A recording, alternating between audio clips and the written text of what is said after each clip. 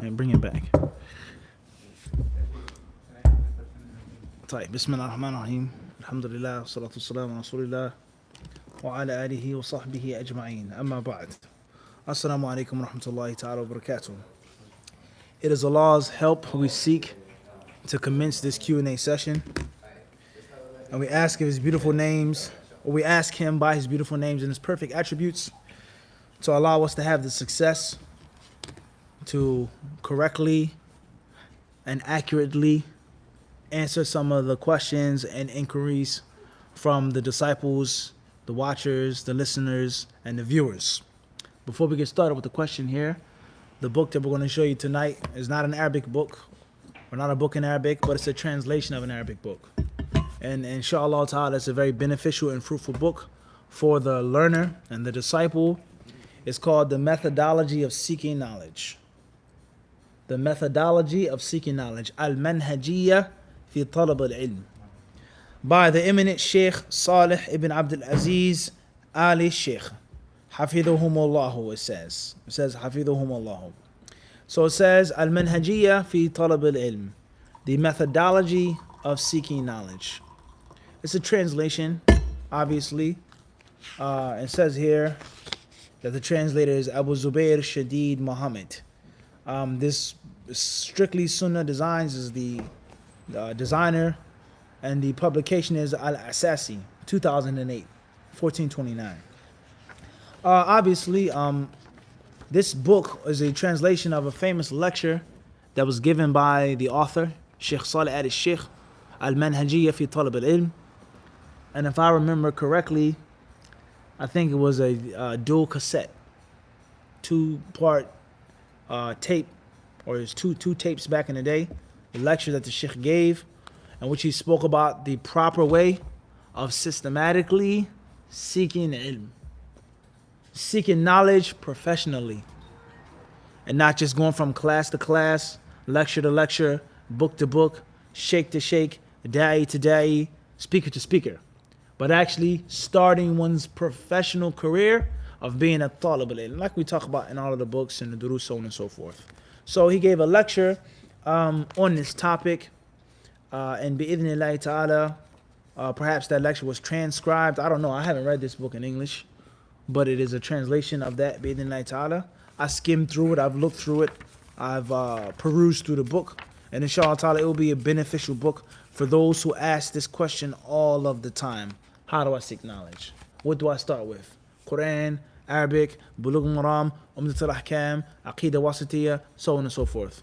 Inshallah ta'ala, check out the book, The Methodology of Seeking Knowledge, by Sheikh Salih al-Sheikh. That's the translator, the translation. Hopefully it will be of use. When I listened to the tapes in 2000 and I think it was 2002, and in Medina, it was a tremendous benefit for myself. All right, actually just listening to the audio was a tremendous benefit, and hopefully the translation here is good and accurate, and it'll be a benefit for you as well. Wallahu alam. Tafadal. Question. In seeking after a job, one requirement for the job is reaching down your beard to Oh. contour your face. Okay. I'm a bit uncomfortable with that. I know is anything wrong with it, or The question is regarding seeking a job, and one of the requirements of the job is that you have a contoured face. Is there anything wrong with that? I'm uncomfortable with that. Yes, there's something wrong with that. It's impermissible, and it cannot be done. You cannot contour your face. The Muslim man's beard must grow, and it must reach a length of bushiness, and it cannot be contoured. And as we've explained before in many lectures, either one or two views are valid, no third. Either the beard is left and left alone with the mustache to be trimmed, or the fistful is cut. As far as the view and the opinion that you can trim it down, you can contour it, you can shape it up, la. We don't consider those opinions to have any scholastic weight. We do not consider those opinions to have what? Any scholastic weight. And we take the view, either the beard, tutraku ala haliha, the lihya is left as it is naturally to grow down to your navel. And it's haram to cut one hair from it. Unless it's an extreme situation, something is wrong, medical or something, and the mustache is trimmed, or you cut the what? Beard when it exceeds the fist. And that is the recommended act of sunnah, And the beard should not be left to exceed the fist. That's perhaps mumkin. As far as trim it, as long as you have some hair on your face, as long as you have some type of shadow on your face, la. We don't consider that to be valid whatsoever. So therefore, if you're going to a job and that is a requirement that you contour your beard and cut it and trim it down like that, we say don't get that job. You have a choice. If you have a choice, if it's a necessity, that's one thing. But is it an actual necessity? There are many jobs, there are many occupations, there are many employers, many ways. And of course, sometimes a Muslim has to have sabr. Now, of course, we have the big problem of hardship and difficulty, right?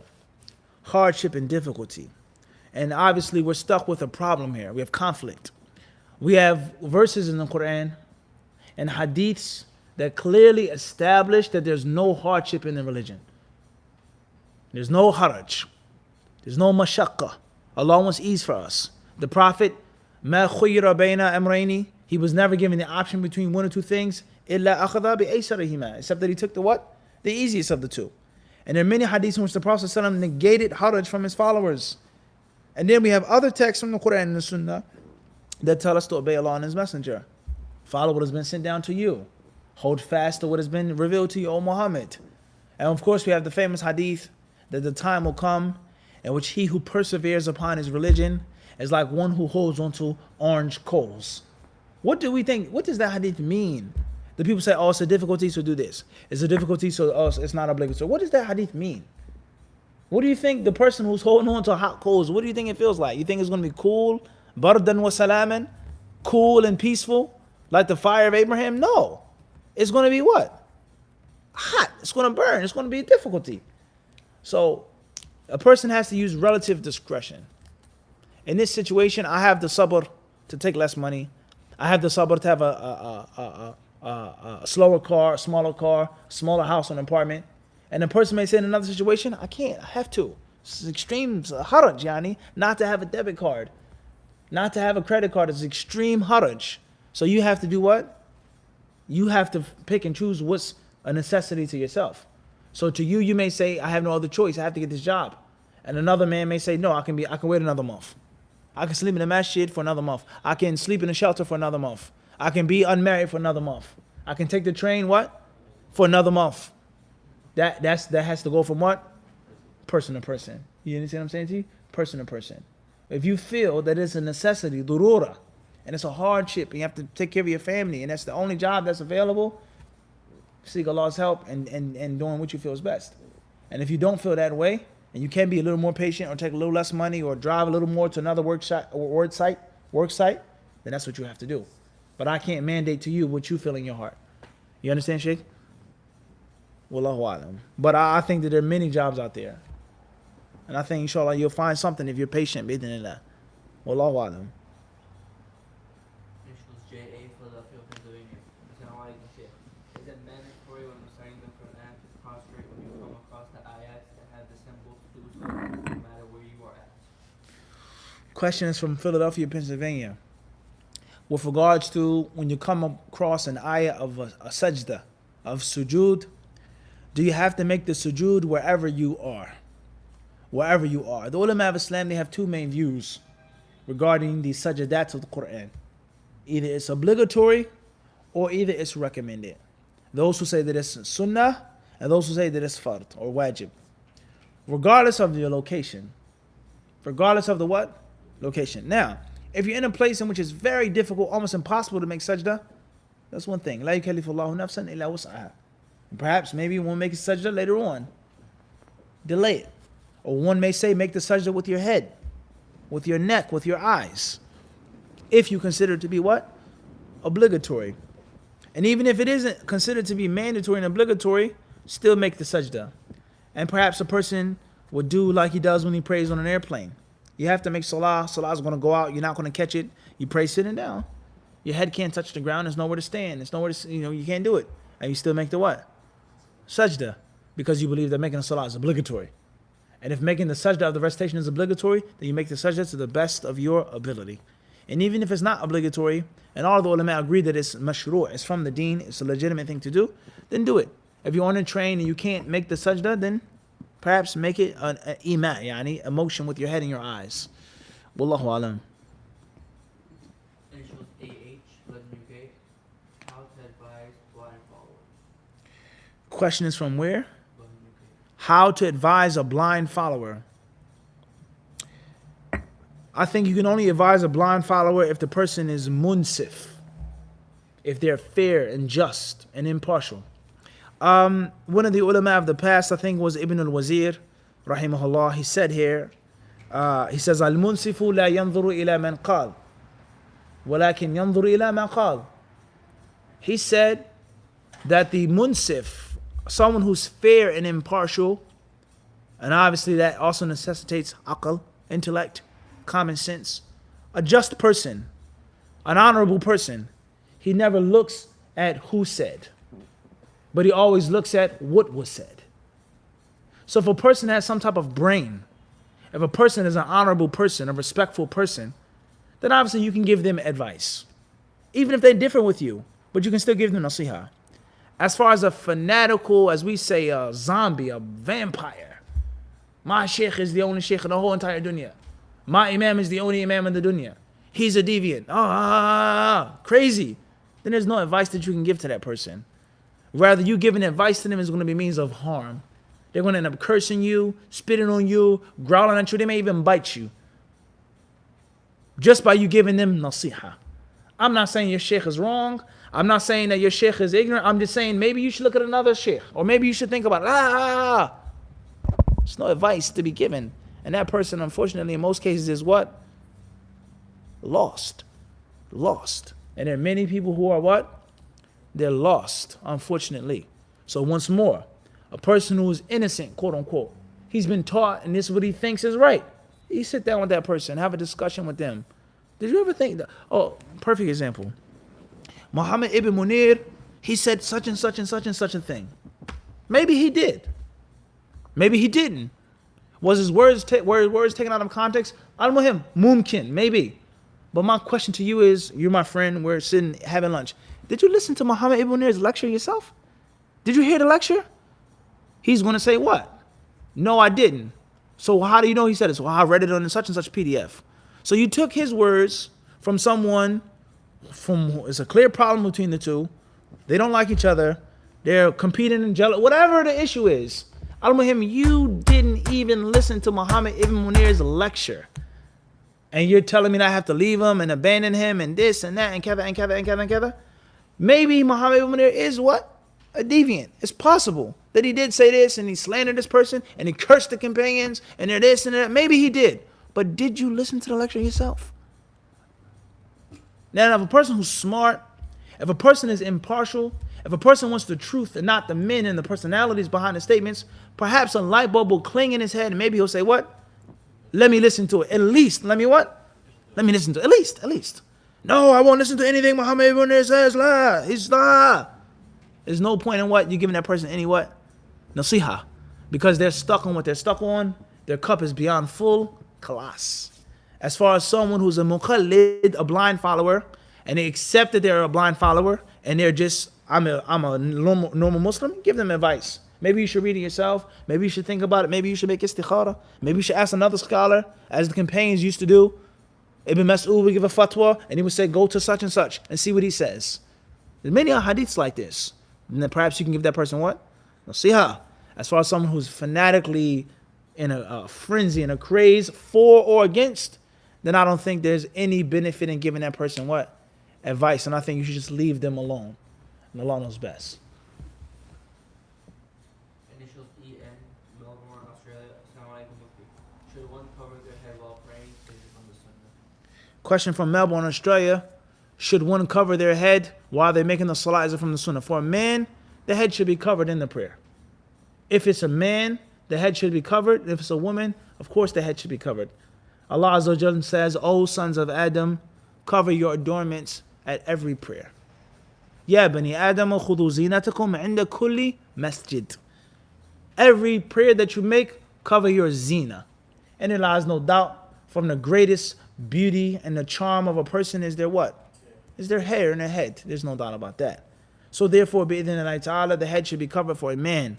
Is it mandatory? Is it fard? Is the salat invalid without a imama or tarbush or taqiyya or kufi or qulunsawa? La, we don't say that. But it should be covered. And my advice to any Muslim, and I'm just going to say this, what I feel, I could be wrong.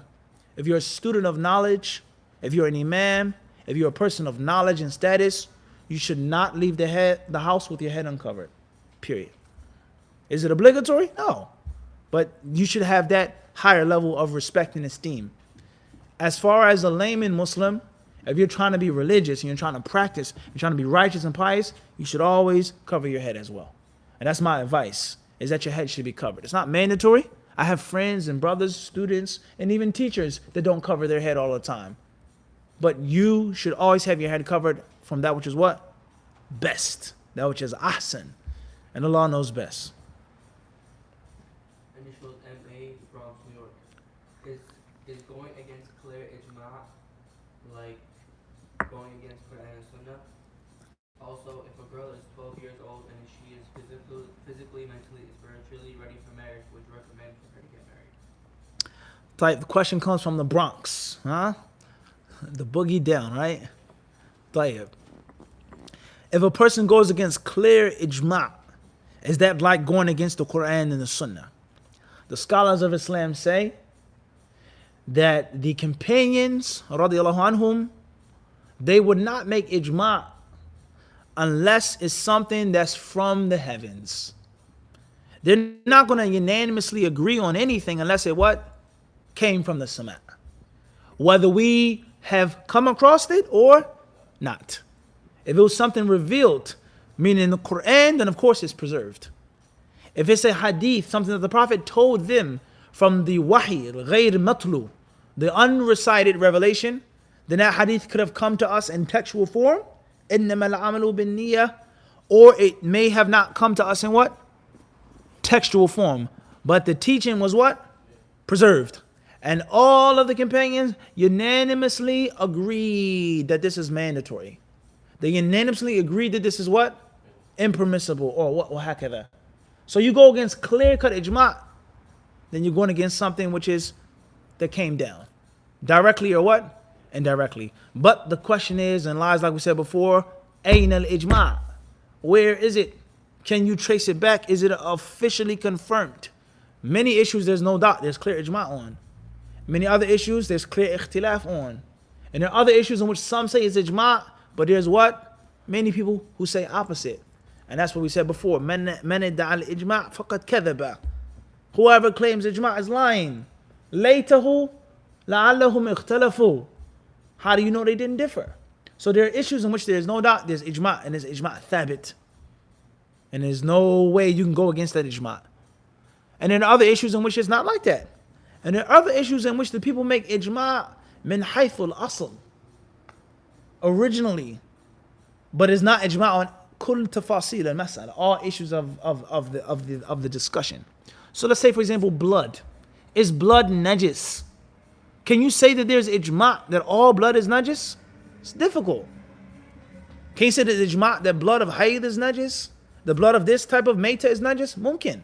But all type of blood, this Sahabi prayed when he was wounded, this companion prayed when he was shot with the arrow, this Sahabi slaughtered a camel and the blood was on him, can you say that it's ijma' now? And we have to understand something about the kutub al-fiqh, is that the books of fiqh, oftentimes things are passed down and recycled as they were taken. And it doesn't necessarily, it didn't go through the straining process. And that's why we have ulama who are called muhaqqiqeen.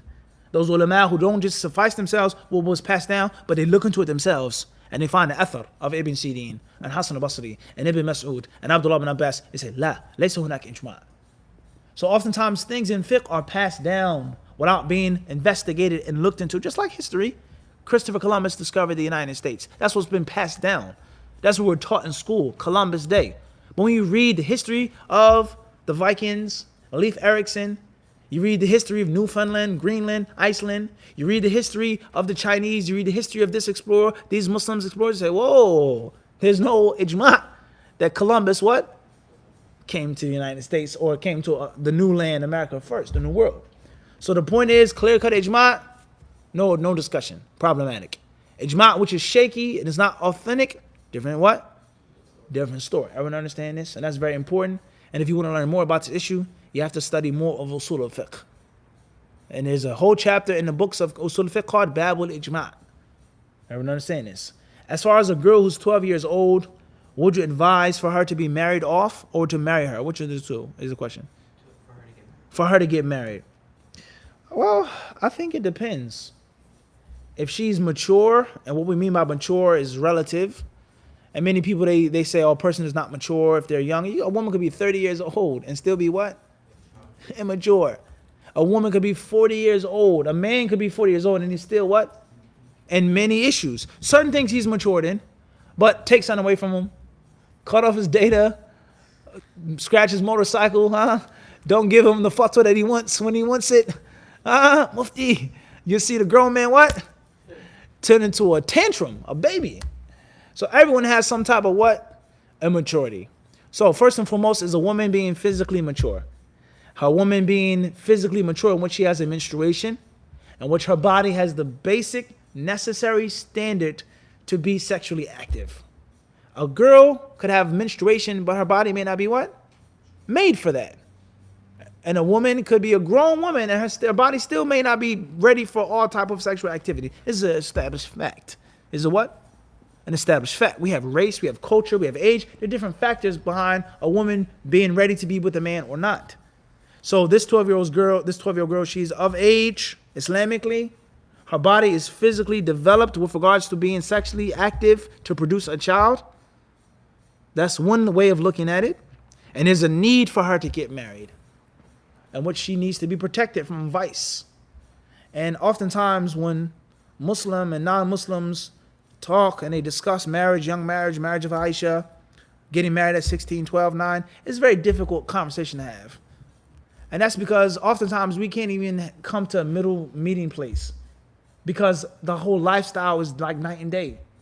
And your culture, not all, but many, if not most, it's normal for a 10-year-old girl to go outside wearing Daisy Dukes. It's normal for her to wear short, tight shorts. That's normal. For a young girl to walk down the street with a halter top and short shorts on, that's normal. For her to go to a swimming pool wearing a bathing suit, a bikini, that's normal to you. It's normal. For her to touch boys touch her, to be fraternized with boys, that's normal. Sweet 16, prom, going out, catch a girl, kiss a girl, that's normal to you. Making zina, having a boyfriend, exploring your sexual desires is what? It's normal. So the whole concept of a 12-year-old getting married to protect her from falling into zina, oftentimes non-Muslims, they can't even begin to what? Ponder it. The concept of what do you mean? Protect them from zina. Zina is what? It's normal. A 14-year-old boy is supposed to break his virginity. A 16-year-old boy is supposed to break his virginity. A young girl, she's 19 and you're a virgin? You're 20, you're a virgin? That's the culture of most people. So many people, they can't even begin to understand the concept of young marriage because zina is not a problem with them. And that's something that you got to establish that first and foremost. It's better for my 12-year-old daughter to be married. It's better for my 12-year-old daughter to be married to an older brother instead of her being a whore on the street. It's better than my 12-year-old daughter's virginity to be taken in a lawful, pleasing way to God Almighty than her being dishonored and deflowered by some passer and goer. If we can agree on that, then we can discuss it. If you don't see no problem with your daughter breaking her virginity at a young age and sleeping with boys, then what conversation can we have, Alameen? How come me and you talk? Right or wrong? For your 15-year-old daughter to be sexually active, to have partners, to have condoms, to have boys in and out, that's normal to you? And to me, that's an abomination. What can we discuss? There's no common ground that we can meet on. So one of the most important reasons why my 12-year-old daughter is getting married is because she's, as they say, in heat. She has sexual desires. She has a feeling for boys, a lust for boys, and a lust for her. So I'd rather have her what? Married. Instead of being dishonored, instead of her displeasing her Lord and her displeasing me. So if that's the reason behind her getting married, then that's one thing. As far as if there's no need, she can be patient, she's not in that type of lustful situation, maybe it's best to wait. In the society in which we live, the divorce in which we suffer from, so on and so forth. So it depends on the situation. I can't give a basic black and white answer on this question. But once more, if the girl who's 12, if she's sexually mature, if she has a relative amount of mental maturity, if she's been raised in the proper Islamic light, you understand what I'm saying to you? And there's a need and a fear for her not being married, then what? Do it. And if that's not the case, then we say perhaps it may be best to do what? To wait for other complications that can come. Islamic complications, other what? Worldly complications. And once more, my answer here has nothing to do with the non-Muslim legislation of statutory rape, how old a girl. We're not even discussing that right now. It's not a court of law. I'm not a lawyer or a judge. They're asking me about my opinion based off of Islamic texts. Can a 12-year-old girl get married or not? And should a 12-year-old girl get married or not? That whole mihwar al-khilaf, that is the issue of discussion here and the difference, nothing else. And with the law is all success. Springfield, Virginia. I emailed you about a dream I had of a few years back and I see it coming true. I have benefited greatly from you. Also, my best friend made the stamp you received as a gift. Could you mention the significance of such a stamp and maybe give his Instagram a shout out with stamps can be purchased? So, and where's the question from again? Springfield, Virginia. Springfield, Virginia. And they're talking about a book stamp? A book stamp. That one type is interesting. Okay.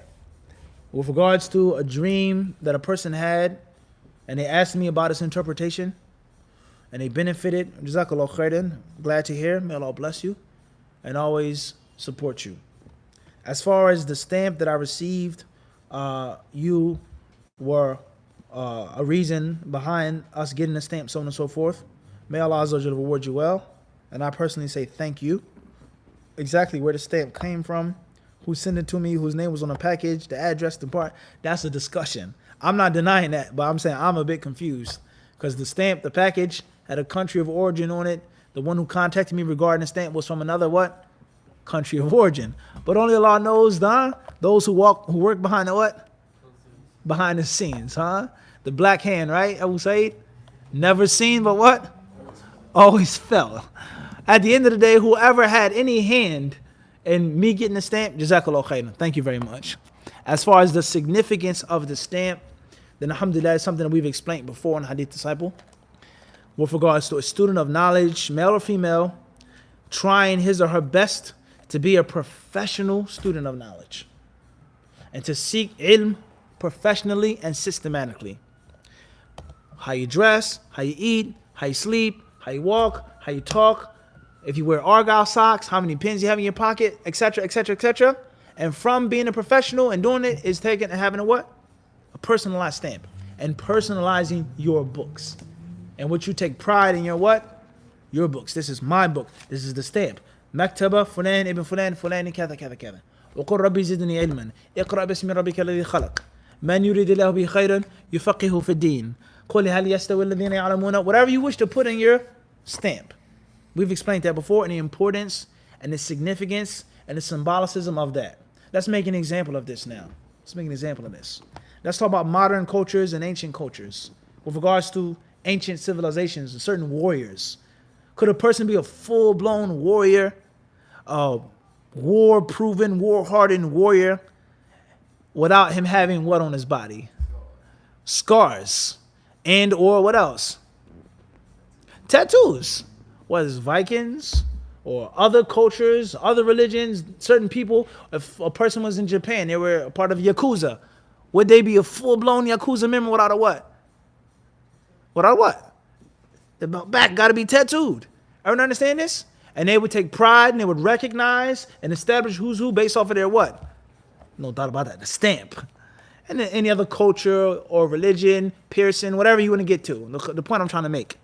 So if you're doing something full time and you're serious about it, and it's not just an act, but it's an actual profession and a culture for you, there lies no doubt. You got to have what? Got to be stamped up. And that's why the people, they have what? Tattoos. Many bikers, do they not what? Have to have tattoos. If you want to be a part of this biking club, you have to have what? Tattoo. I don't know how certain Muslims can drive around. I'm not talking about our brother in Brooklyn. I'm talking about specific brothers who live in Queens, ride around with the pagans and Hell's Angels or whatever else they call them. Allah hawla wa la quwwata illa billah. But we don't want to get into that right now. How a Muslim can ride around with these najis, mushrikun, in Allah's earth. At the end of the day, the concept of bikers with tattoos, the concept of gang members with what? Tattoos. The concept of ancient warriors with what? Tattoos, because that's their what? It's their lifestyle. So I have battle scars. I got this here. I got this here. I got that there. Look at my tattoo. Look at this. Look at that. Because it's their whole entire what? Life, and they're serious about it. And the same applies to kutub. This is my book. I have a relationship with the book. This is when I purchased the book. The book is lost. It's what? Stamped. So it's extremely important. So I think that the book stamp is a major part of the book culture and of the real life of a talib al-ilm. And we've explained this before. As far as this stamp here, then alhamdulillah, it's a very nice stamp. As you can see, it's a mechanical stamp. It's not the old-fashioned wooden stamp, but it's actual mechanical stamp.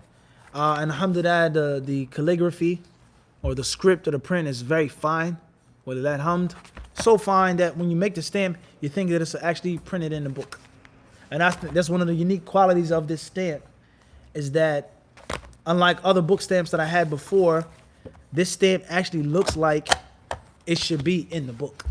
It doesn't stand out and stick out like an artificial source of ink, but it actually looks like a what? Print, just like certain tattoos. All tattoo artists aren't the what? Aren't the same. There's some who make it look like what? Skin. And then there are others in which you can clearly see it's an amateuristic, fugazi, whatever you want to say, tattoo. I love mom, and things like this. So the point is that this is a mechanical stamp. It's very nice. I'm grateful to Allah to have received the stamp for free. Well, alhamdulillah. And the most meaningful thing about the stamp is the concept of receiving a gift from a disciple, from a student, whether you know the person, whether you don't know the person. If they're even talking about this stamp, they may be talking about another stamp, I don't know. But if they're talking about this stamp, according to Abdul Raqib, then that's a blessing. When you give something to someone and they give something back to you, and you have some type of culture, that makes us feel good. And that's why we said that when we were in the UK, and Brother Waqas gave us the tea. That was very special. And other people have given us tea as well in the United States, in Canada. But when someone gives you tea, and it says, because we know you like to drink tea, and we saw you drinking the tea, and Hadith disciples drink tea, it's always a what? A more special feeling. So Jazakallah khairan. Wallahu alam. Initials J.A. Philadelphia, Pennsylvania. Assalamu alaikum, Sheikh. Is a person sinful for praying Fajr or Isha in his home? Question from Philadelphia, Pennsylvania. Is a person sinful for making Salat al-Fajr or Salat al-Isha in their home? It depends on where you live. If you live within a close vicinity of the masjid, and you're a man who's of age, mentally sound, physically capable, there's no danger or harm outside, there's not difficult or inclement weather outside, and you make salah in your home without a valid excuse, then you're sinful.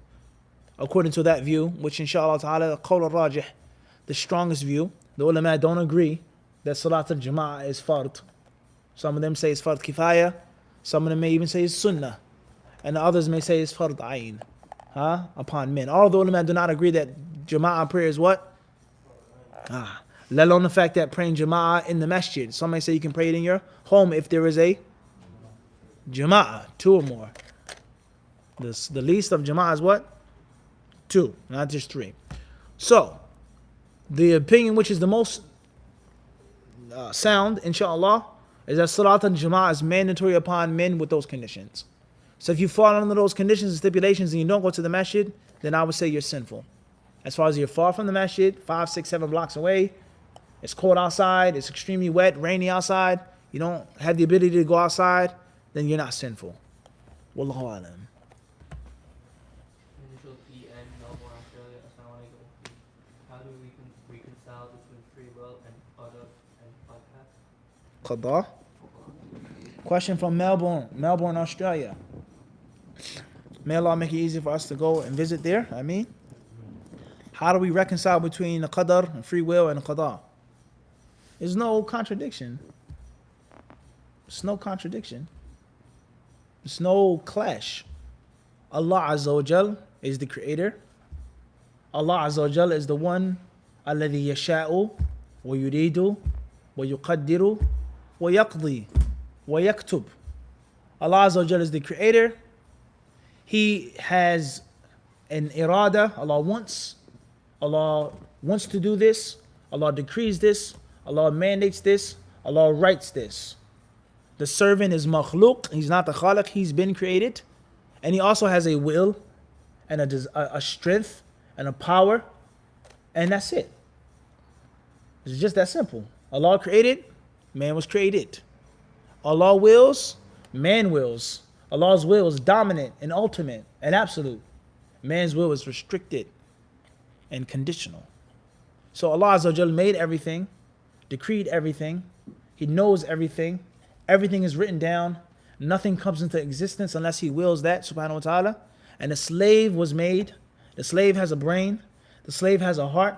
The slave has eyes and ears. Alam naj'al lahu aynayn wa lisanan wa shafatayn. Allah says we gave him lips and a tongue. You have the ability to see right and wrong. You have the ability to figure out and try. And once you make that step, if your foot falls back on the ground, you know it was qadr. And if the foot doesn't fall back to the ground, you know what it is also? Qadr. And you want to put your foot down, but Allah didn't want your foot to go down. It's just that what? It's just that simple. You're held responsible for your deeds. You'll be rewarded therefore, inshallah, and you'll be punished therefore. No one knows what is decreed and what's going to happen until after he or she what? Strives. And you don't know what's going to happen to you until you make an attempt. It's just that what? It's just that simple. Wallahu alam. Initials SM, London, UK. If a Muslim has a bachelor's degree in computer science as well as a master in computer hacking, so the brother is extremely skilled in hacking, what benefit can he be for the ummah? Question from the UK with regards to a professional hacker. How good or how useful can it be to the Muslims? Well, I would say to defend yourself against something, you have to know what that thing is. And to make a skillful and masterful defense against something, you have to be skillful and masterful in the actual offensive act as well. So with regards to cybersecurity, which is a very important aspect of life, how can you protect yourself or your company or your firm or your masjid or your community against hackers unless you yourself are what? So what did he say? He is samurai. He's what? He just switched sides, but he's what? He's hada. So to protect yourself against a hacker, in actuality, you yourself have to be what? You have to know how the hacker thinks, what he's going to use, how strong, how weak, and the list goes on. What is he looking to hack? So, bid'in ta'ala, I would say, and I don't know that much about computers, being a use to the ummah is protecting the ummah against non-Muslims or munafiqs or zindiqs, fake Muslims who want to hack into the security and the privacy, right, of the Muslims. So I think that's a major use that you could be, bid'in ta'ala, and counter hacking. As far as using your actual hacking skills, we don't want to say nothing like that on the live stream. We don't want to what? Nothing like that on the live stream. Or on the ruling of using your actual what? Hacking skills for the cause of Allah. Next question. Isa Sabri, Melbourne, Australia. Can I have a robot dog? Is it halal? I'm 8 years old. And it's what? I'm 8 years old. He's 8 years old. Salam wa rahmatullah. Haji, kef halik? Alhamdulillah. Barakallah feek. Questions from Melbourne, Australia. Isa Sabri, 8-year-old disciple. Can I have a robot dog? Is it halal? Well, it's not a real dog. So it doesn't take the ruling of having a pet dog, which is impermissible in Al-Islam. It's a robot. It's a toy. Okay? It's a toy. Inshallah, there's nothing wrong with that, bid'in ta'ala. As far as artificial intelligence, that's a long discussion. Is it permissible to have artificial intelligence? Is it permissible to design artificial intelligence? To use Alexa and Siri and so on and so forth? That's a different discussion. Inshallah, hopefully there's nothing wrong with having a robot dog. Perhaps it's best to have a robot cat. Wallahu alam. Initials BC, Stockholm, Sweden. What's the evidence for Tahiyyatul Masjid being wajib? Question come from Stockholm, Sweden. What's the evidence for Tahiyyatu Rabbil Masjid being obligatory? That the Prophet ﷺ commanded. فَلْيَرْكَعْ. In the Arabic grammar, we have lamul amr. فَلْيَرْكَعْ. فَلْيَعْبُدُوا. Fal. This word, this lamb here, is a command. And Iblis was only kicked out of paradise because he disobeyed Allah's what? Command. Musa was only angry at Harun because he did what? Afa asaita amri. He says, have you disobeyed my command? Everyone understand this? The Prophet ﷺ, he says, إِذَا أَمَرْتُكُمْ بِشَيْءٍ, he says, وَإِذَا أَمَرْتُكُمْ بِشَيْءٍ فَأْتُوا مِنْهُ مَا اسْتَطَعْتُمْ. He says, إِذَا نَهَيْتُكُمْ عَنْ شَيْءٍ فَاجْتَنِبُوهُ. He says, when I forbid you from something, avoid it totally. And when I command you to do something, فَأْتُوا مِنْهُ مَا اسْتَطَعْتُمْ, then do whatever you can. Meaning, it's conditional. So these texts, it goes to show the asl of a command is what? Wujub. Iblis was kicked out, he was cursed because he disobeyed Allah's what? إِذْ أَمَرْتُكَ, Allah says. Why didn't you make sujood when I commanded you? So any command in the Quran and the Sunnah, it is obligatory to do that act unless we have another text, another hadith, something else proving that it's only just recommended. So the Prophet ﷺ, he says, when you enter the masjid, fell, make the 2 rak'ah before you sit down. So do we have other texts from the Quran and Sunnah to show that this command and this hadith is only for recommendation? Because the hadith has to have a meaning. Come in the masjid, don't sit down unless you make 2 rak'ah. It's not obligatory, it's not recommended. We've stripped it of meaning. So it has to have some type of what? Meaning. And that meaning is one or two. Either it's obligatory to make 2 before you sit down, or it's highly recommended or recommended. So do we have other texts from the Quran and the Sunnah to show us and to take this away from the asl? يَصْرِفُهُ عَنِ الْأَصْلِ الَّذِي هُوَ الْوُجُوبِ. If we do, then we say Tahiyyatul Masjid is only Sunnah. And if we don't, then we say Tahiyyatul Masjid is what? It's Fard. So there are many different proofs and evidences that the ulama of Islam use for and against it. We have the hadith of Talha ibn Ubaidillah in the Sahihain. The Bedouin man came to the Prophet ﷺ and he said, tell me the prayers that Allah have made upon me. And the Prophet ﷺ says, Khamsu salawat, 5 prayers in the day and the night. The Bedouin man, he says, Hal alayya ghayruha? Do I have to do any other prayers? The man said, no. The Prophet says, La illa anta tawwa. You don't have to make no other prayers unless you want to do extra. Clear? When the Messenger of Allah sent Mu'adh ibn Jabal to Yemen, he says, فَإِنْهُمْ أَطَعُوكَ لِذَلِكَ, if they obey you in the shahada, then tell them, أَنَّ اللَّهَ, the law has made upon them 5 prayers in the day and in the night. And they say that Tahiyyatul Masjid is not included in those 5 prayers. So they say all prayers besides Fajr, Dhuhr, Asr, Maghrib and Isha, kulluha are Sunnah. Janazah, Eid, Kusuf, Khusuf, this prayer, that prayer. This is some from the evidences that those ulama use. Also the concept of the 3 men who came into the masjid with regards to the one who turned towards the circle, one who was too shy, and one who turned away. And the hadith doesn't state that they made 2 rak'ah before they sat down. I mean, understand this? And the other proofs and evidences that they use. Also the imam sitting on the minbar on Friday. The imam comes in, he says, Assalamu alaikum, and he does what? He sits down. They say all of these proofs show that Tahiyyatul Masjid is not mandatory. And it's only recommended to do. And they also say that there's an ijma', consensus, that the Tahiyyatul Masjid is only Sunnah. Tayyib. And the other ulama, and it's incorrect to say it's ijma', it's not ijma'. Abadan, there's not ijma' on this issue. Hunak man khalaf. They say, rather the Prophet ﷺ, he stopped his khutbah. He interrupted his khutbah and he told the man to get up and pray. Would the Prophet stop addressing the Sahaba, reciting the Quran, teaching the people his hadiths, just to tell someone to do something which is what? Recommended? So therefore, there's a khilaf in this issue. The opinion that I feel is most correct and Allah knows best is that Tahiyyatul Masjid or any 2 rak'ah or 3 or 4 rak'ah, or making rak'ah before you sit down is mandatory. And it is not allowed to be left alone unless there is a necessity or something like this. Wallahu a'lam. That's obviously what? In brief. Can we celebrate birthdays and what's the proof that we can? Question from Washington, D.C. Can we celebrate birthdays? And what is the proof that we cannot? I wouldn't advise any Muslim to celebrate a birthday. I would not advise a Muslim to celebrate his birthday, his wife's birthday, his mother's birthday, a president, a birthday of your country, etc. I wouldn't advise with that. What's the proof that you can't? We never said that you can't. Well, we said that we what? We don't advise with it. And that obviously removes ourselves from any problematic issue. I don't advise you to do it. I don't think it's the best thing to do. Wallahu alam. Initials A, B, Delhi, Pennsylvania. Assalamu alaikum. If a man committed zina while married and produced a child, is it obligatory for the children born from his wife to have a relationship with the child born out of zina? Say the question again, please. Initials A, B, Philadelphia, Pennsylvania. Assalamu alaikum. If a man committed zina while married and produced a child, is it obligatory for the children born from his wife to have a relationship with the child born out of zina? Question is from Philadelphia, Pennsylvania. A man is married, he makes zina, he has children. The children from zina, do they have to keep a relationship with the legitimate Islamic children? Well, we know in Islam we have rules.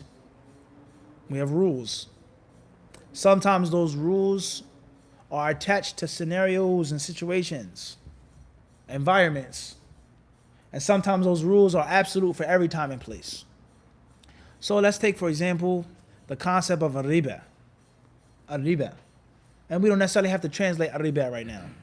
Is riba interest? Is riba usury? Is riba this loan? Al-muhim, riba. وَحَلَّ اللَّهُ الْبَيْعَ وَحَرَّمَ الرِّبَا. Riba is haram. So, is taking riba and giving riba haram absolutely?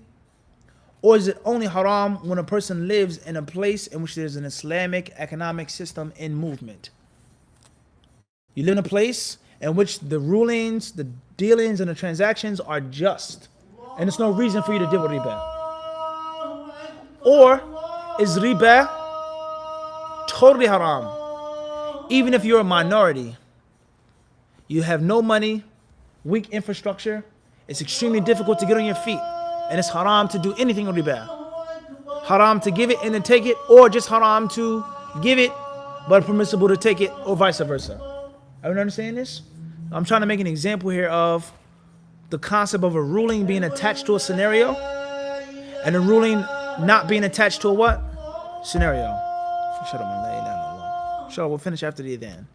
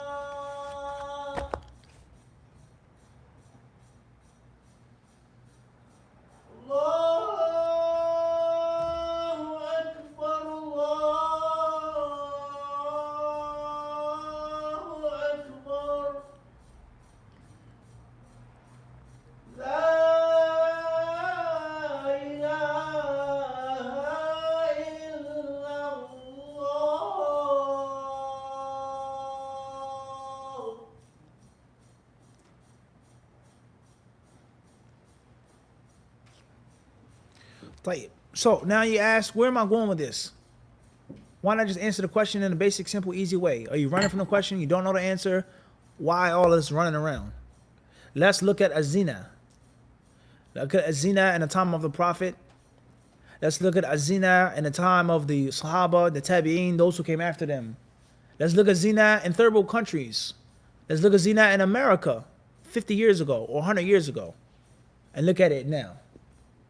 So back in the day, in the lands of the Muslims, for a man to make zina was a huge, huge act of shame. A major scandal, major problem. Agree on this or not? Many non-Muslims as well. It's a big problem for a 16-year-old girl or 17-year-old girl to have a baby before wedlock. A huge problem. Rather, even in this country, how it is now is not how it was some years back. And I remember when I was a young kid, if there was a girl in school who had a baby, she was looked at a certain way. Even though the rest of them were making zina too. But the sheer fact that she has a child, she has 2 children, she's still in high school, it was what? You agree with this, Abu Saeed? It was a bit different. So the concept of a man has a child out of zina, him attributing himself to that child getting the last name or the name of the tribe, being provided for, so on and so on and so forth.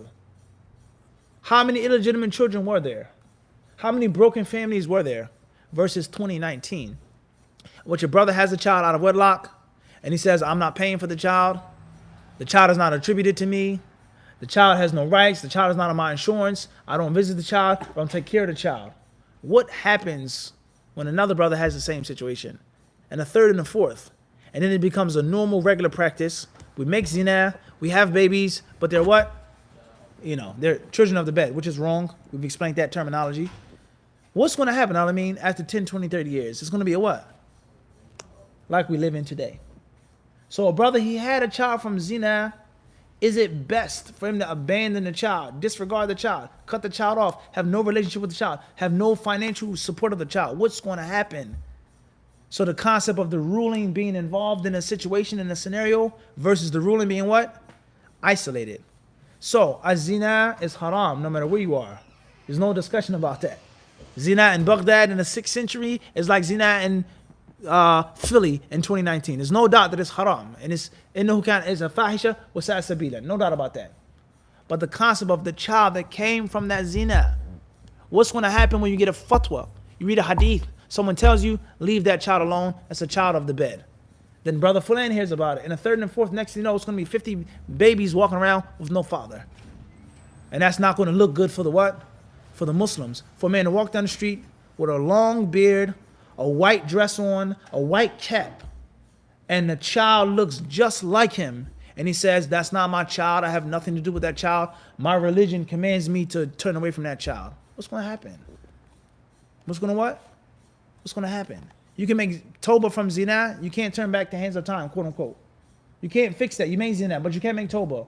The child is there. The child looks just like you. The child has no father, no one to support him. The child wants to be a Muslim. The child wants to have a relationship with you. Oh, that's my half-brother or my step-brother. And you say, no. It's not that simple of an easy ruling to just what? To just give like that, let alone what's going to happen if we keep saying that. And many people, they have abused that ruling. In Philadelphia, in New York, and other places, they abuse the ruling. They say, oh, she's a child of the bed, so, no responsibility. That child may want to be with the parent. There lies no doubt. Whether it's a child of zina or not, that's your son. He looks just like you, talks just like you. And he wants to have a relationship with his father. What happens when he doesn't have a relationship with his father? He goes to crime, goes to drugs, she becomes a whore. They go to this, they go to that. You don't think you get any of that sin? You don't think you're responsible? There's no responsibility whatsoever? Can you take back the pleasure that you enjoyed from zina? You can't. You can make tawbah, but you can't take back how good it felt.